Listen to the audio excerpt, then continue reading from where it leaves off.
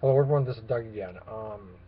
Somebody had sent me a email here, and I just kind of looked at it today. I do apologize not making more gear videos and stuff. My camcorder had broke. I went to make a video a couple weeks ago, and it was all. The title of this video is the advantages of bugging in. What are the advantages? Um, think about it. Bugging out, there would have to be a total chaos situation, and even bugging in, there would still be a chaos situation. But I live in middle Wisconsin, so I live an hour north of Milwaukee. I think if I lived in Milwaukee or LA or New York City, you might want to bug out. But it depends where you live in the parts of the city. City I live in is only like 43,300 people, give or take, and I live about a mile from the lake, and there's a river in my backyard, or 100 feet from my house. There's a big river and all that to go fishing and stuff like that. But bugging out, a lot of advantages is rather you could flee than engage if people are trying to get into your house or whatever. And I think it's fight or flight. Some people, it's better for them to leave, or because if they stay, they're going to get hurt, get their family hurt, stuff like that. But there's a lot of disadvantages. Um, I see it on I got Highway 41 is, let's say 300 yards from my house, and I see that packed every Sunday during Green Bay Packer football. All the highways, just tons of people. But the thing is, it doesn't take much for a couple car accidents here in the wintertime, and like we did here the other day, and it shuts down the entire highway. And I think we can get stranded. How much gas you got in your gas tank? How much gear do you have? And if you do get stranded, how do you keep clean? Where do you go to the bathroom? How much gas do you have? How much, it can be hot outside, 90, 100 degrees, and we lose our temper, you and I do. We can lose our temper and stuff like that, get mad at the person in front of us. We all get mad at, like Christmas shopping, how packed Walmart is, getting in and out of the parking lot and the streets. I think the advantage of bugging in is that staying home, first of all, you don't have to live in a tent or a car. And whether you have electricity, no electricity, water, no water, it offers shelter from rain, wind, snow. Um, we everything we need, like I got here at home, is I don't have to leave anything behind. If I was gonna bug out my wife, she's got a Ford Expedition, I have a Ford Explorer. We could fill up a lot of stuff, but at the same time, I would anticipate leaving about 70, 75% of my food behind, or leaving something behind, or forgetting something, because I do forget. If I did have to bug out, I got bug out bags and all that, my backpacking bag and stuff like that. I can do it. And if I do see something happening, I could bug out maybe a day or two ahead of time if the highways and streets aren't packed or jammed. Um, but usually the problem is if we see something catastrophic, and I mean if we have to bug out, that should tell us that everywhere between A and Z, everybody's going to fill up their gas tanks. It could take a long, long period of time, and then waiting in line, whether you're at the store or the gas station, they might run out of gas. Then you can't get from point A to point B, and then you got your journey from getting from where you are now to where your bug out location is. Even if you get to your bug out location, how do we know somebody isn't already there or took it from you? Seized it. Bugging out at home is very important, is because like my house, very easily defensible, everything. But I also know my neighbors, all my neighbors, and I like to think of community. And the advantage of bugging in is that I'm not leaving where I'm at. I'm gonna know the people that are around me, and that's important. When you're out there on the highway, it's a give and take. Whether you know somebody, don't know them, do you trust them, not? Are they out there to try to steal from you? But bugging in the advantages of, let's say where I live, let's say 42,300 people, and if there was some kind of a financial disaster or something like that on Wall Street,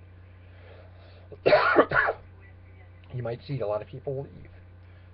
But I also know where I live is that we got flea markets out at the fairground, and we got them up on not Wall Street, but up on Main Street, where they sell vegetables, all these vegetables and stuff like that. And the thing is that I think staying where we're at, developing relationships and trading, bartering. I might have some silver, or if you watch my kids this morning or whatever during the day, I can leave them at home and I can go out fishing. Or if and that's the thing too. Or if I can help you in a garden, in return, you can give me vegetables and whatever that would help take care of my family. I think we could see a lot of that. I'm not saying any scenario is ever going to be perfect. Because if you're in LA or Oakland, like we've seen Occupy Oakland a couple years ago, or New York City protesting, if we see something, it doesn't matter whether it's an EMP, World War III, financial collapse, it doesn't matter. It only takes one small event that could bring down an entire system. Look what happened out in Colorado, or the tornadoes, or like Colorado here a couple months ago when they had all that floods and stuff. Your grid could be down for a while. Something like that, you'd see it ahead of time. You'd know to leave. Same thing when we had Hurricane Sandy last year. A lot of people could have saved their cars and stuff like that by leaving. But I don't have to worry about really flooding where I'm at. That only happened about 5.5 years ago. That did happen here in Wisconsin. But the advantage of staying home is that developing relationships. The thing too is my kids not panicking, keeping the family calm. But also at home, I got tons and tons of school books, and I'll get around, show you sometime. I got a lot of school books from college, and I'm also in my master's right now program. I only have 7 classes left in theology, so I get a lot of school books I can teach the kids, and I'd prefer to keep them at home, keeping them safe. When you're out on the road, there's a lot of risk of not having good, clean water, cholera, dysentery. I mean, a lot of bad things could happen. Security and safety is a big issue.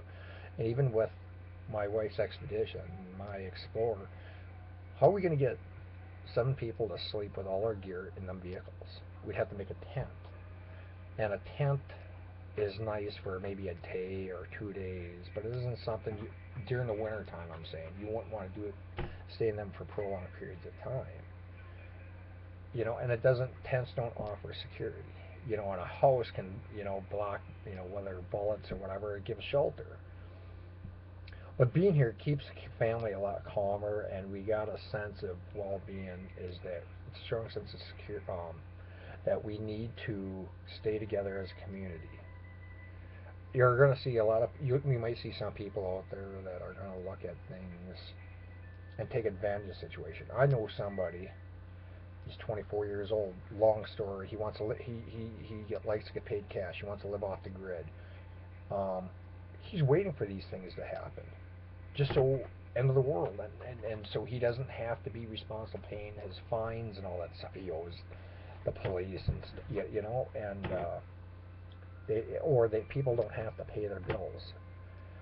I'd always encourage people, always pay your bills. Always.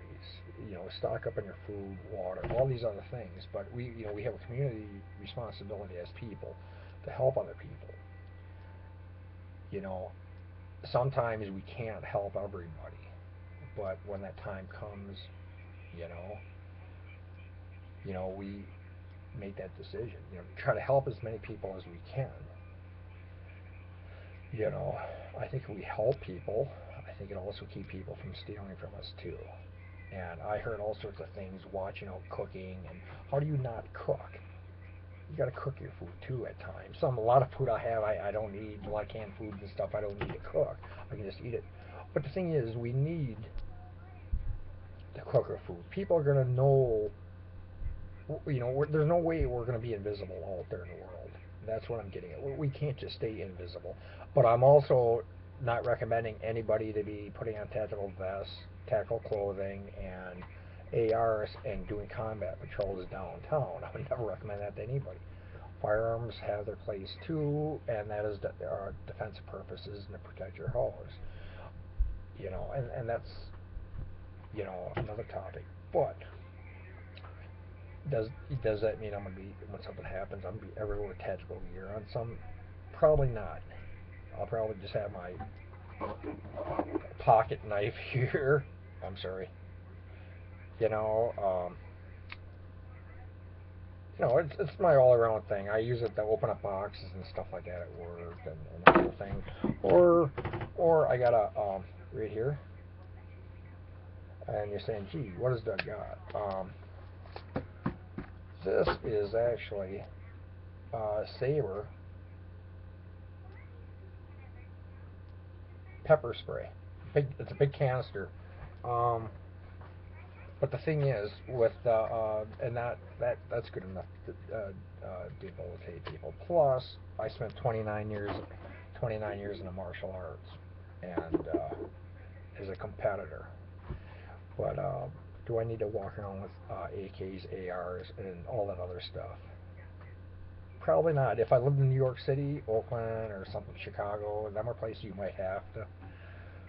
Um, but I also, have to, we have to be reasonable and think too. If the DHS comes to our house, let's say they came to our house today or tomorrow, and my family's at home in the living room, are you going to want to engage them, you know, combatively? Probably not. And sometimes, for some people, it's probably in their best interest. If they came for the guns, give it to them. For some people, it might be. But that's an individual thing. Some people honestly shouldn't have guns, you know. But I think we need a strong sense of security and response. A community is the big thing. I'm sorry, I didn't mean security. We need a strong sense of community. We got to help out our neighbors. A couple weeks ago, I do ministry part time. A next door neighbor lady, and she's on disability, but she had to have back surgery. So I had to take her to all her appointments and all that stuff, and I had to go with her for her back surgery. She had pins put on her back. And I was thanked so many times just by taking her um, to a medical center to have her surgery that was a ways from my house. I had to get up at 4 o'clock in the morning just to take her, and stuff like that. We have. She thanked me so much, and that's God putting things in my way to humble me and help me. But I don't think the thing is, we have to help other people. We always do. Helping other people develops friendship and loyalties. It develops honesty. And it's more important to be honest, and instead of coming off with this big bravado, pride, egos, and I'm tougher than you. I did 3 tours in Iraq. I haven't been in Iraq, but a lot of people have done that. They're more like that. The egos and that's not me. I spent a career as a soldier and stuff like that, and thankful what I've learned and what I have. But I also, my big thing is, how do I take care of my family? It's going to be a lot easier staying at home, doing our daily chores, and they're going to be, if schools are closed, if they are, my kids are not off the hook. They have to sit at the big kitchen table, and we are going to do my English composition classes I had, school books, reading the Bible, math, algebra, social studies. I have it all, U.S. history book, and they're going to have to learn this stuff. I'm not letting them off the hook, and that's some of it. Keeping the house very clean is important. A few months ago, if you see my video, I made a video. I had staph infection in my leg, and I had to go to the hospital and get antibiotics. But other than that, maintaining the house, keeping the house clean. But there's responsibilities. If things need to be worked on, whether it was a door or a garage, or make sure things like that get taken care of. But I think like the Amish do is everybody, the community comes together and builds a big barn for a young couple, and I think things like that are important. I think there's a lot more goodness out there than what people give it credit. And even though I think we'll see some kind of stock market correction next year in the fall, I think some cities it could be some chaos, but I think some of the chaos, like Full Spectrum Survival says, it doesn't have to be the stock market just falling apart. You'll see people lose their job here, here, here, all over. That's what I'm getting at. You'll see a lot of people losing their jobs on their own. SHTF is that they're running out of unemployment. They don't have enough money to pay their cars, their mortgages, their utilities, electric, water, internet, phones, stuff like that. Individuals, You know, there's no perfect solution. There's no perfect scenario. There's no perfect prep. You know, keep stocking up on food and water. You know, keep some red gas cans in the garage. You know, for whether it's snowblower or snow. If you've got ATVs or just keep an extra gas in there for your vehicles. You know, but slowly build up supplies. You know, the big thing is come out with a list of what you have and what you need. Come on, and then what after you get what you need, find out what you would like to get just as convenience, extra things. In determining that, it's a process. There's a lot of great videos out there like Southern Prepper One, um, Full Spectrum Survival, Kansas Hillbilly Prepper. He's another great guy. I can't say enough. Poison Stinger. There's a lot of great guys out there that know a lot about these. But remember, we're all different, and how I prepare might be different than how you will prepare. But my life has been maybe different. My career may be different than you. Also, you may grew up. You have some. There's some people that grew up. They spent their entire life in Green Berets or Special Forces or Navy SEAL or whatever. And that's good. But they're going to look at things a little bit different than the average soldier like I was. Or family. I have a family. A lot of people, it's easier for them to be single. Then they have no responsibilities. But then you have lone wolves that they don't have an accountability to anybody. Me, I have accountability to my family. And it's my family that keeps me faithful to God. Well, I wish everybody Merry Christmas. Give me some comments, some good comments. Please keep it clean, and let me know if you want to do a part two on this. Other things to give me thoughts about doing for part two in that. I like to build onto this. I wish everybody very Merry Christmas, and if Sunday we do see some kind of catastrophe or some kind of event, financial, World War III, whatever. If you make the middle of Wisconsin, you always have a place to stay. You have food and clothing and shelter. God bless. Take care.